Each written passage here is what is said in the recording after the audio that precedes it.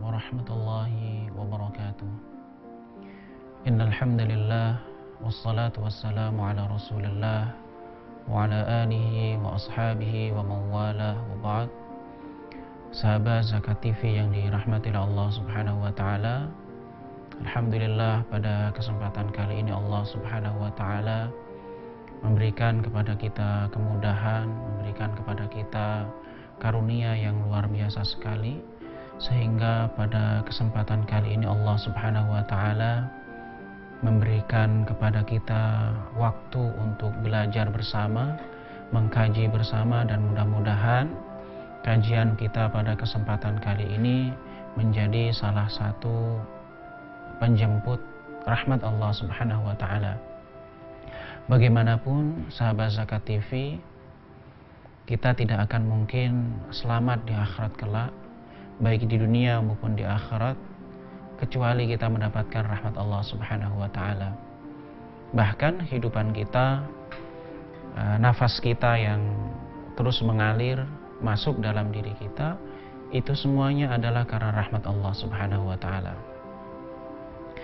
Sahabat Zakat TV yang dirahmati Allah Subhanahu wa taala, insyaallah pada kesempatan kali ini kita akan mengkaji surah Al-Fil. A'udzu billahi minasyaitonir rajim. Bismillahirrahmanirrahim. Allah Subhanahu wa taala mengatakan, "Alam tara kaifa fa'ala rabbuka bi ashabil fil?" Tidakkah engkau melihat, tidakkah engkau berpikir, tidakkah engkau memperhatikan kaifa fa'ala rabbuka bi ashabil fil, bagaimana yang dilakukan oleh Allah Subhanahu wa taala terhadap ashabul fil, orang-orang yang mengendarai gajah. Sahabat Zakat TV yang dirahmati oleh Allah Subhanahu wa taala, Allah Subhanahu wa taala memulai ayat ini dengan kata alam tara. Tidakkah engkau melihat? Kata tara dari kata ro'a yara, artinya melihat. Melihat di sini bukan berarti sebatas melihat dengan mata kepala saja, tetapi bisa juga melihat dalam artian berpikir, merenungkan, dan menghayati. Ayat ini dan surah ini secara umum berkisah tentang karunia yang Allah Subhanahu wa taala berikan kepada orang-orang Quraisy, yaitu pada masa ketika sebelum Rasulullah sallallahu alaihi wasallam dilahirkan. Sahabat Zakat TV yang dirahmati oleh Allah Subhanahu wa taala, saya akan menyampaikan sedikit kisah yang berhubungan dengan surah ini. Jadi pada masa dahulu di Yaman, itu di daerah Himyar, itu ada seorang raja yang bengis sekali. Raja terakhir pada pemerintahan itu sangat bengis, sehingga orang-orang Nasrani, orang-orang yang beriman kepada Allah Subhanahu wa taala, yang mengikuti Al-Masih, yang masih mentauhidkan Allah Subhanahu wa taala, itu dihukum mati, dibakar hidup-hidup oleh raja itu ketika mereka tidak mau mengikuti kehendak mereka menyembah Tuhan-Tuhan yang ia ciptakan, yang diciptakan oleh raja itu. Lalu ada seseorang yang mencoba meminta pertolongan kepada pemerintahan yang ada di Syam. Dan Syam ketika itu menganut agama Nasrani. Karena mereka satu agama, maka orang-orang Syam ini memiliki ikatan dengan orang-orang yang tertindas di Yaman itu. Lantas Raja Syam, penguasa Syam, ini meminta kepada Najasyi, penguasa di Ethiopia, untuk membebaskan negeri Yaman, negeri Himyar itu dari penguasa yang sangat bengis yang menindas pengikutnya. Lalu mengutus dua orang panglima, dua orang pemimpin pasukan yang sangat terkenal, yang namanya yang pertama adalah Aryad dan Abroha. Jadi Raja Najasyi ini mengutus dua orang panglima bersama dengan pasukan dipimpin oleh Aryad dan Abroha. Kedua panglima ini berhasil menaklukkan pemimpin Himyar. Lalu Najasyi mengamanahkan bumi Yaman itu kepada kedua panglima itu. Bersamaan dengan berjalannya waktu, terjadi perselisihan di antara dua panglima ini. Mereka berebut kekuasaan dan berebut pengaruh. Hingga hampir saja terjadi konflik di antara keduanya. Namun keduanya akhirnya memutuskan daripada kita melibatkan pasukan untuk konflik, lebih baik kita bertanding saja berdua, siapa yang mati dan siapa yang hidup. Dan yang hidup itu yang akan menjadi penguasa. Pada saat duel di antara keduanya, Abraha sempat terluka di bagian wajahnya. Maka kemudian Abraha dikenali dengan Al-Ashram, yaitu bagian wajahnya yang terluka babatan pedang. Namun kemudian budaknya Abraha ini membantu Abraha dan membunuh Aryad. Nah, kemudian Aryad, tandingannya Abraha ini meninggal, maka semenjak itu Abraha berkuasa di Yaman, tetapi tetap di bawah kepemimpinan Najasyi yang ada di Ethiopia. Sahabat Zakat TV yang dirahmati oleh Allah Subhanahu wa taala, semenjak itu maka Yaman dikuasai oleh pemimpin yang beragama Nasrani. Maka kejadian berikutnya adalah Raja Najasyi sempat emosi terhadap Abraha yang kelihatannya sangat berkuasa dan menjadi tandingan Najasyi. Lalu Abraha berusaha untuk menarik diri. Abraha berusaha untuk menarik hati Najasyi agar Najasyi tidak mencopot dirinya, tidak menyerang dirinya. Maka Abraha ini membangun satu kubah yang sangat besar. Kubah ini Abraha bermaksud untuk menarik orang-orang agar beribadah di kubah itu dan memalingkan orang-orang Arab dari Baitullah, dari rumah Allah, dari Baitul Haram yang ada di Mekah ketika itu. Maka suatu hari ada orang Quraisy, menurut satu riwayat orang Quraisy, yang melakukan tindakan tercela, membuang kotoran, membuang hajat di tempat kubah yang dibangun oleh Abraha ini. Sehingga ini menimbulkan emosi, membangkitkan emosi Abraha, dan dia ingin menyerang kota Mekah. Nah, inilah sejarahnya bagaimana Abraha mulai menyerang kota Mekah. Lalu Abraha bersama dengan pasukannya berangkat menuju Mekah untuk menghancurkan Ka'bah.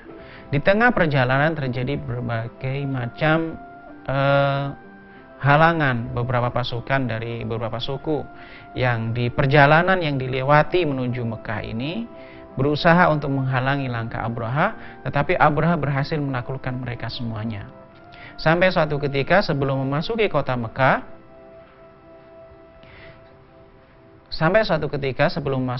Mekah, Abraha membuat pangkalan militer.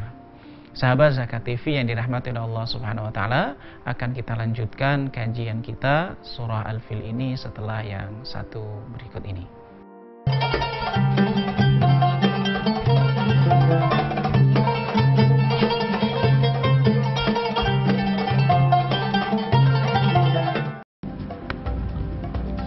Semangat kemenangan harus berasal dari sportivitas yang datang dari hati.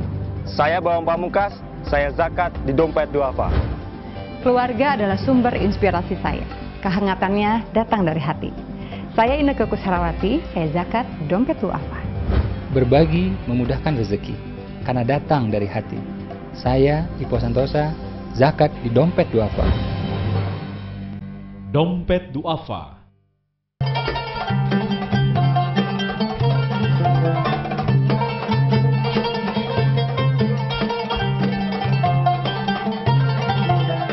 Sahabat Zakat TV yang dirahmati oleh Allah Subhanahu wa taala,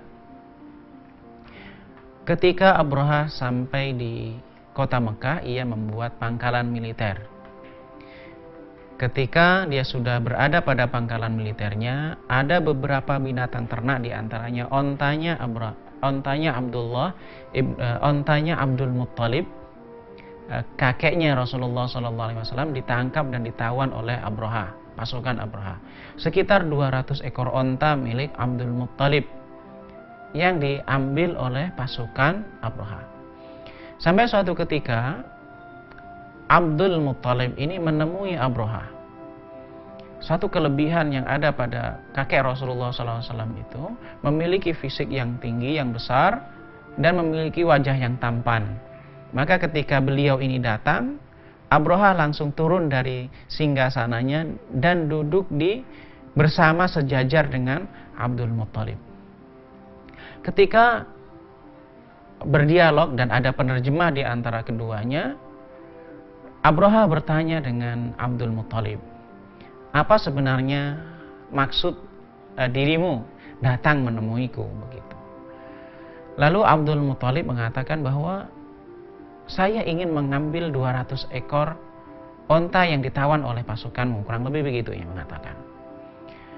Abraha sangat terkaget. Bagaimana mungkin Abdul Muttalib menjawab pertanyaan dengan jawaban semacam itu? Ia kira bahwa Abdul Muttalib akan meminta Abraha agar tidak menyerang Ka'bah, tidak menghancurkan Ka'bah, atau berdamai saja. Tetapi itu sungguh berbeda dengan perkiraan yang diperkirakan oleh Abraha. Lalu, kenapa engkau bertanya semacam itu? Kenapa engkau ingin mengambil 200 ekor onta yang menjadi milikmu itu? Kenapa engkau tidak mempertahankan rumah Allah, rumah yang engkau agungkan itu? Lalu Abdul Muttalib mengatakan bahwa Baitullah, Ka'bah itu memiliki Rabb, dan Rabb-nya atau Allah Subhanahu wa Ta'ala sendiri yang akan melindungi Ka'bah itu. Ini artinya bahwa Abdul Muttalib tidak merasa bahwa saya tidak akan mampu melakukan untuk melindungi Ka'bah ini. Pasukannya Abraha sangat besar. Maka kita serahkan saja kepada Allah Subhanahu wa Ta'ala. Maka setelah Abdul Muttalib mendapatkan 200 ekor ontanya, ia kembali kepada kaum dan keluarganya. Ia ajak keluarganya semuanya untuk menyingkir. Tapi sebelum menyingkir, ia berdoa di dekat Ka'bah, ya Allah, lindungilah rumah ini. Kemudian ia semuanya menyingkir. Nah, ketika semuanya sudah menyingkir, waktu yang telah ditentukan oleh Abraha untuk menyerang telah tiba. Ia berangkat bersama dengan pasukan dengan mengendarai seekor gajah. Menurut riwayat, ada beberapa gajah yang mengiringi pasukannya Abraha. Dan beberapa riwayat menyebutkan namanya Mahmud. Gajah yang dikendarai oleh Abraha itu namanya Mahmud. Ketika mendekati Ka'bah, Mahmud atau gajah yang ditunggangi oleh Abraha itu berhenti, tidak bergerak. Tapi dipukul-pukul, tapi ia tidak juga bangkit dan tidak juga bergerak berjalan. Tetapi ketika diarahkan ke arah yang lain, diarahkan ke timur, diarahkan ke arah yang diarahkan ke Yaman, diarahkan ke Syam atau ke arah yang lain, itu bergerak dan bisa berjalan. Tetapi ketika menuju Mekah, gajahnya itu berhenti, tidak meneruskan langkahnya, tidak bisa bergerak. Beberapa saat kemudian Allah Subhanahu wa Ta'ala mengutus burung yang sangat banyak yang berbondong-bondong. Nah, burung itu membawa 3 batu. 1 batu di paruhnya, 1 batu di kaki kanannya, 1 batu di kaki kirinya. Lalu burung-burung itu menghujani pasukan Abraha dengan kerikil-kerikil yang ada, kerikil-kerikil panas yang dibawa oleh burung itu. Inilah kemudian penjelasan dari firman Allah Subhanahu wa Ta'ala yang berikutnya, alam yaj'al kaidahum fi tadlil. Bagaimana Allah Subhanahu wa Ta'ala menjadikan tipu daya mereka, upaya mereka orang-orang pasukan Abraha itu tercerai-berai, gagal total. Allah Subhanahu wa Ta'ala wa arsala alaihim tayran ababil, mengirim burung yang berbondong-bondong. Jadi kata-kata ababil itu bukanlah nama burung, tapi ababil itu adalah artinya burung yang berbondong-bondong. Kata ababil ini ada berkelompok-kelompok, berbondong-bondong. Beberapa ahli tafsir mengatakan ada yang mengatakan bahwa burung itu berwarna hitam, ada yang mengatakan bahwa burung itu memiliki paruh yang panjang, dan banyak lagi penjelasan ulama tafsir tentang burung itu. Tetapi yang terpenting dari tafsir ayat ini adalah secara nyata Allah Subhanahu wa taala mengutus burung untuk menghancurkan Abraha dan pasukannya.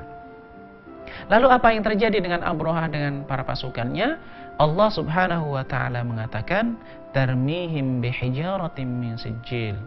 Allah Subhanahu wa taala mengutus burung itu, dan burung itu melempari pasukan-pasukan itu dengan batu yang panas. Jadi setiap batu itu jatuh kepada seseorang, maka orang itu binasa. Para ulama tafsir menjelaskan, apakah semua pasukan yang dipimpin oleh Abraha itu meninggal semuanya? Apakah mati semuanya seketika itu? Beberapa ulama tafsir mengatakan tidak mati seketika itu. Ada yang memang mati seketika itu, dan ada yang berpencar, yang masih hidup sampai berpencar-pencar, tapi kemudian mereka semuanya mati. Dan diantaranya Abraha sendiri tidak mati di tempat itu. Tetapi ia berlari menyelamatkan diri sampai satu wilayah yang sangat jauh, baru Abraha meninggal. Dan setiap orang yang terkena batu itu, maka tubuhnya meleleh. Kulitnya dan dagingnya itu lepas satu persatu dari tubuhnya hingga binasa. Demikian Allah Subhanahu wa taala mengazab satu kaum. Demikian Allah Subhanahu wa taala menaklukkan satu kaum dengan mengutus beberapa pasukan. Pasukan itu bukanlah pasukan manusia, pasukan itu bukanlah pasukan yang bersenjata sebagaimana yang kita saksikan beberapa pasukan yang bertempur, tetapi pasukan itu adalah binatang-binatang, burung-burung yang Allah Subhanahu wa taala utus dengan membawa peluru-peluru berupa kerikil-kerikil yang panas. Lalu apa yang terjadi? Allah Subhanahu wa taala menjelaskan faja'alahum ka'asfim ma'kul. Satu deskripsi yang sangat jelas sekali yang dapat kita lihat pada ayat ini. Allah Subhanahu wa taala menjadikan mereka, pasukan-pasukan mereka yang mati itu ka'asfim ma'kul, seperti daun yang dimakan oleh ulat. Jadi tubuh orang-orang atau tubuh pasukan yang dipimpin oleh Abraha itu meninggal dunia, tubuhnya itu hancur, binasa, bagaikan pohon, bagaikan daun yang dimakan oleh ulat. Jadi tubuhnya itu satu persatu itu meleleh lepas dari anggota tubuhnya hingga ia meninggal dunia dan binasa. Inilah keajaiban dan inilah nikmat yang Allah Subhanahu wa taala berikan kepada penduduk Mekah ketika itu. Abdul Muttalib dan beberapa orang yang hidup di sekitar Mekah ketika itu. Bagaimana Allah Subhanahu wa taala melindungi mereka dari ancaman Abraha yang ingin merubah kiblat umat manusia, orang Arab yang semula ke Mekah menjadi ke Yaman. Sahabat Zakat TV yang dirahmati oleh Allah Subhanahu wa taala, insyaallah akan kita lanjutkan kajian tafsir kita setelah yang satu ini.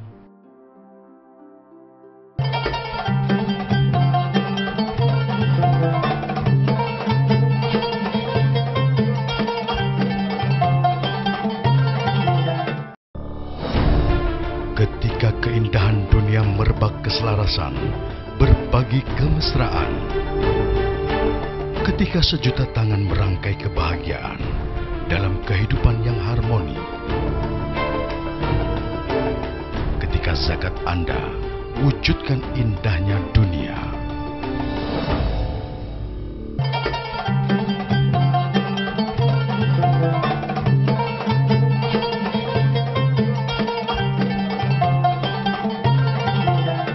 Sahabat Zakat TV yang dirahmati oleh Allah Subhanahu wa taala, kita lanjutkan kembali kajian surah Al-Fil. Telah saya sampaikan sebelumnya, Allah Subhanahu wa taala mengutus burung-burung sebagai pasukan yang menghancurkan pasukan Abraha. kemudian mereka binasa, Allah Subhanahu wa taala menyelamatkan Ka'bah, Allah Subhanahu wa taala menyelamatkan Masjidil Haram, Allah Subhanahu wa taala menyelamatkan tanah haram itu, dan Allah Subhanahu wa taala juga menyelamatkan orang-orang Quraisy yang berdomisili di sekitar Mekah dan yang menjaga Ka'bah itu. Nah, dalam surah ini kalau kita renungkan, maka kita dapat mengambil pelajaran berharga yang perlu menjadi renungan kita, perlu menjadi acuan kita dalam hidup ini. Bagaimanapun sahabat Zakat TV yang dirahmati Allah Subhanahu wa taala, setiap surah yang ada dalam Al-Qur'an, setiap ayat yang ada dalam Al-Qur'an itu tidak sia-sia. Ilmu pengetahuannya tidak akan habis kalau kita gali-gali dari waktu terus ke waktu. Demikian juga dengan surah Al-Fil ini, apabila kita gali, terus kita gali, kita pelajari dan kita renungkan, maka tidak akan habis pelajaran, pendidikan, tarbiyah, kemudian penguatan ruhiyah dari surah ini. Paling tidak, sahabat Zakat TV yang dirahmati oleh Allah Subhanahu wa taala, paling tidak kita bisa mengambil beberapa pelajaran. Pelajaran yang pertama, surah ini berbicara tentang nikmat Allah Subhanahu wa taala terhadap orang-orang Quraisy yang tinggal di sekitar Mekah, yang tinggal di Masjidil Haram, yang merawat Masjidil Haram.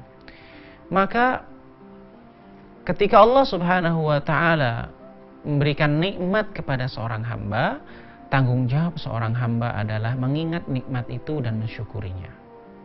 Dan cara yang terpenting dan cara yang paling bagus kita untuk bersyukur kepada Allah Subhanahu wa taala adalah kita menggunakan nikmat itu untuk mengabdi kepada Allah Subhanahu wa taala, mendekatkan diri kepada Allah Subhanahu wa taala.